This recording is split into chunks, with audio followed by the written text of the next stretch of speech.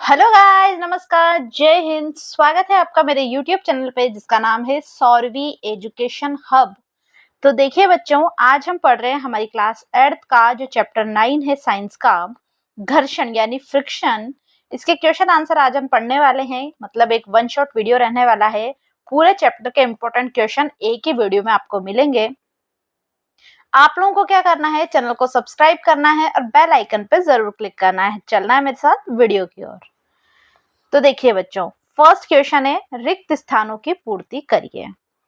पहला है घर्षण यानी जो फ्रिक्शन है, एक दूसरे के संपर्क में रखी दो वस्तुओं के पृष्ठों के बीच कैसा होता है, किस चीज का विरोध करता है?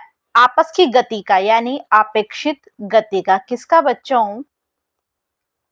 आपेक्षित गति का।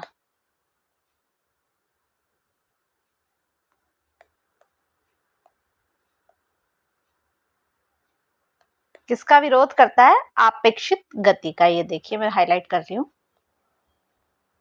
दूसरा है घर्षण पृष्ठों के किस चीज पर निर्भर करता है? उसकी प्रकृति होती है चिकनेपन और खुरदरेपन पे। पढ़ा हमने कि खुरदरा बनाते हैं सतह को, फ्रिक्शन अच्छा हो इसके लिए।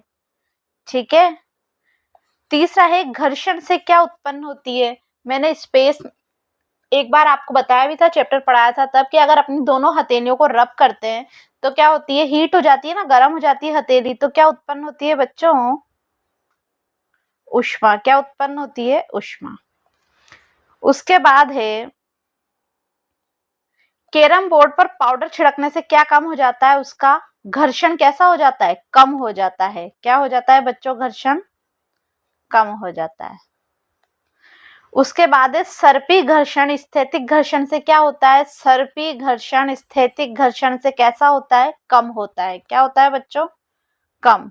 देखिए चैप्टर में हम सब चीजें पढ़ चुके हैं, यह है क्वेश्चन आंसर, यानी उसका रिवीजन है एक तरीके से। अब क्वेश्चन नंबर 2 है हमारा, चार बच्चों को लोटनिक, स्थैतिक और सर्पी। लोटनिक ऐसा वाला रोल होकर आने वाला, स्थैतिक सीधा और सर्पी ऐसे जिगजैग वाला, घर्षण के कारण बलों को घटते क्रम में व्यवस्थित करने के लिए कहा गया। उनकी व्यवस्था नीचे दी गई है, इन चार में से एक जानना। हम सबको पता है सबसे ज्यादा घर्षण होता है स्थैतिक में, ठीक है, उसके बाद होता है सर्पी में, और सबसे कम होता है लोटनिक में। ऐसा ही होता है, हमने जब चैप्टर पढ़ा था। तो इसको हम देखेंगे कि ऐसा वाला कौन सा आंसर है। ये रहा। अगर आप पढ़ेंगे इसको ऑप्शन को तो भी समझ आ जाएगा। पहला स्थैतिक में सबसे ज्यादा, फिर सर्पी में, उसके बाद लास्ट में लोटनिक में। ठीक है। सबसे कम कौन सा होता है? लोटनिक, यानी वो लोट के गोल गोल गोल गोल आता है तब, पहिए वाला। अब आते हैं हम अपने प्रश्नावली का प्रश्न 3 पे। आलिदा कोई है लड़की, अपने खिलौने कार को संगमरमर के सूखे फर्श पे, संगमरमर होता है ना व्हाइट मार्बल, वो व्हाइट संगमरमर जिसका क्या बना हुआ है? ताजमहल, आगरा का ताजमहल उदाहरण है उसका। संगमरमर के सूखे फर्श, फिर गीले फर्श, और फिर एक बार क्या है, फर्श पर बिछे समाचार पत्र तथा तौलिए पर चलाती है। अब हमें बताना है कि कार पर विभिन्न पृष्ठों द्वारा लगे घर्षण का बढ़ता क्रम कौन सा होगा, यानी सबसे कम पहले किस में होगा? तो जो गीला होगा उसमें सबसे कम होगा। तो देखो, गीला फर्श, फिर सूखा फर्श, फिर समाचार पत्र, तौलिए में क्या होगा? सबसे ज्यादा होगा। तो इसका आंसर ये रहा। बढ़ता हुआ क्रम लिखना है, यानी गीले फर्श से चालू होंगे और तौलिए पे खत्म होंगे। ठीक बच्चों, इसका आंसर मैंने यहाँ भी लिख रखा है। अब आते हैं हम क्वेश्चन नंबर 4 पर, जो है मान लीजिए आप किसी डेस्क यानी किसी टेबल को थोड़ा झुकाते हैं। वो डेस्क नहीं होती क्या, कॉलेजों में, स्कूल में डेस्क को अगर झुकाएंगे तो उस पर रखी हुई वस्तु, कोई भी पुस्तक नीचे की ओर सरकना चालू कर देती है। इस पर लगे घर्षण बल की दिशा ज्ञात करनी है, हमें दिशा बताना है। तो देखिए बच्चों, पुस्तक पर लगने वाले घर्षण बल की दिशा क्या होती है? गति की दिशा के विपरीत। हमने देखा है भाई क्या होता है, दिशा के विपरीत लगता है। तो क्या होगा? ऊपर की ओर ढलान के विपरीत। जो घर्षण बल लगेगा, बुक आएगी नीचे, बुक आ रही है नीचे, हमारी पुस्तक नीचे की ओर समझ आ रही है, सरक रही है, तो जो उसके गति के घर्षण की दिशा होगी वो कहाँ होगी, ऊपर। अगर पुस्तक नीचे आ रही है तो गति की दिशा कहाँ के विपरीत होता है, क्या हमारा घर्षण। गति नीचे हो रही है तो विपरीत दिशा यानी ऊपर की ओर ढलान के विपरीत होगी, क्योंकि घर्षण बल हमेशा वस्तुओं के आपेक्षित गति का विरोध करता है। हमने यही पढ़ा है, आपेक्षित गति का क्या करता है, विरोध। अब आ रहे हैं हम क्वेश्चन नंबर 5 पे। मान लीजिए दुर्घटनावश साबुन के पानी से भरी बाल्टी संगमरमर के किसी फर्श पर उलट जाए। ठीक है, साबुन की जिसमें साबुन होता है ना, झाग वाला पानी यानी चिकना वाला पानी संगमरमर के किसी फ्लोर पर पलट जाए। इस गीले फर्श पर आपके लिए चलना आसान होगा या कठिन? अपने उत्तर का कारण बता। अब बहुत कठिन होगा, गीला फर्श, वो भी चिकना वाला। देखो उत्तर, इस गीले फर्श पर चलना बहुत ज्यादा अत्यधिक कठिन होगा। रीजन, साबुन के पानी के कारण फर्श हो जाएगा चिकना, और जिससे पैर और फर्श के बीच क्या कम हो जाएगा, सबसे ज्यादा घर्षण कम हो जाएगा। क्या हो जाएगा बच्चों, क्या कम हो जाएगा, घर्षण। और हमने पढ़ा है कि घर्षण तो बहुत आवश्यक है चलने के लिए, घर्षण बहुत ज्यादा कम हो जाएगा। घर्षण के अभाव में क्या होगा, पैर जमीन पर नहीं टिक पाते हैं और हमारे फिसलने का खतरा बढ़ जाता है। ऐसा ही होता है। अब आते हैं हम क्वेश्चन नंबर 6 की ओर। खिलाड़ी कीलदार जूते, जो स्पाइक्स होते हैं ना, कीलदार जूते क्यों पहनते हैं? फ्रिक्शन के खातिर। व्याख्या कीजिए। तो देखिए बच्चों, खिलाड़ी और धावक जो दौड़ते हैं ना, वो कीलदार जूते जिन्हें इन्हें इंग्लिश में क्या बोलते हैं, स्पाइक्स, इसलिए पहनते हैं क्योंकि कीले जूते और जमीन के बीच पकड़ बना लेती है। क्या बना लेती है, फ्रिक्शन को बढ़ा देती है, जिससे दौड़ते कूदते और दिशा बदलते समय जमीन का साथ मिलता है और वो क्या होता है, फिसलते नहीं है, फ्रिक्शन बढ़ा देती है। ठीक है, अब आ रहे हैं हम अपने क्वेश्चन नंबर 7 की ओर।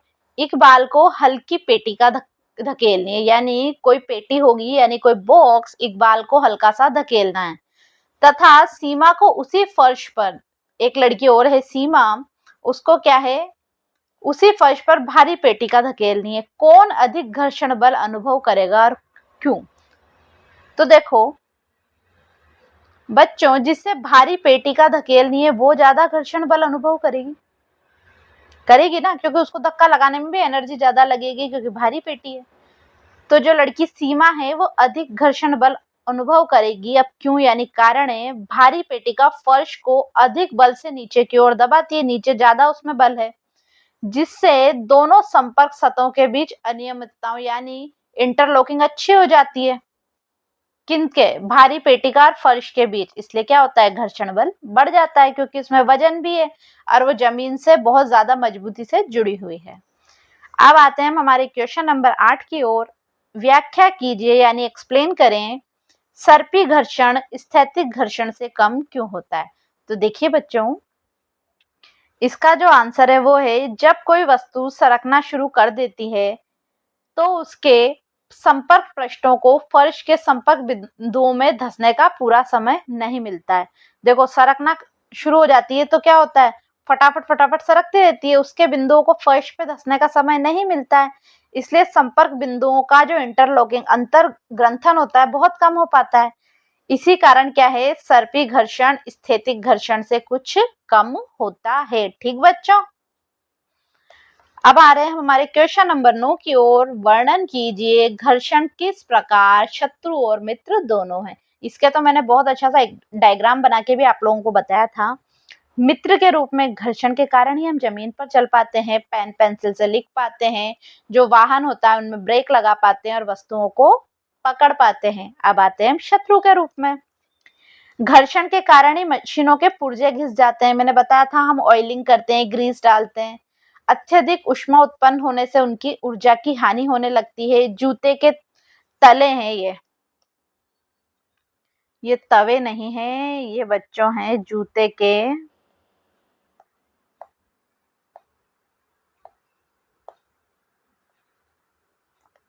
ये क्या है, जूते के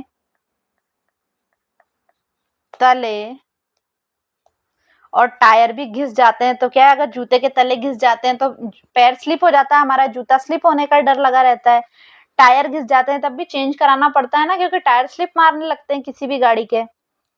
अब आ रहे हैं हमारे क्वेश्चन नंबर 10 की ओर। वर्णन कीजिए तरल में गति करने वाले वस्तुओं की आकृति विशेष प्रकार क्यों बनाई जाती है। मैंने बताया था ना कुछ आकृतियां थी, जैसे हवाई जहाज जैसी, नाव जैसी, ये बताया था चैप्टर में। तो देखो बच्चों, तरल में जल भी आता है, वायु भी आती है, हम लोग जब इसमें पढ़ते हैं।